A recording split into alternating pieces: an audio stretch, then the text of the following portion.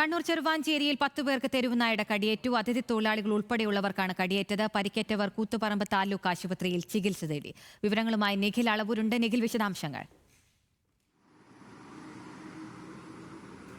അഖില, കഴിഞ്ഞ കുറേ ദിവസങ്ങളായി ഈ പ്രദേശത്ത് ഇത്തരത്തിൽ തെരുവുനായ ആക്രമണം രൂക്ഷമാണ്. തെരുവുനായ ശല്യം വലിയ രീതിയിൽ ഈ പ്രദേശത്തുണ്ടായിരുന്നു. ഇന്നലെ രാത്രിയോടുകൂടിയാണ് ഇത്തരത്തിൽ ആളുകളെ ആക്രമിക്കുന്ന ഒരു രീതിയിലേക്ക് കാര്യങ്ങൾ പോയത്. ഇന്നലെ രാത്രി കണ്ണൂർ RTO ഓഫീസ് ജീവനക്കാരനായ പ്രകാശനാണ് തെരുവുനായുടെ കടിയേറ്റത്. ജോലി കഴിഞ്ഞ് ടൗണിലെത്തി പിന്നീട് കുടുംബത്തോടൊപ്പം വീട്ടിലേക്ക് നടന്നു പോകുന്നതിനിടയിലാണ് തെരുവുനായ ഇദ്ദേഹത്തെ ചാടിക്കടിച്ചത്. ഇദ്ദേഹത്തെ മാത്രമല്ല, പരിസരത്തെ കടകളിലുണ്ടായിരുന്ന ആളുകൾ, ഒപ്പം തന്നെ അവിടുത്തെ ഒരു ജിംനേഷ്യത്തിൽ പോവുകയായിരുന്ന ആളുകൾ, ഇവരെല്ലാം തന്നെ നായ കടിക്കാൻ ഓടിക്കുന്ന ഒരു സാഹചര്യം ഉണ്ടായിരുന്നു.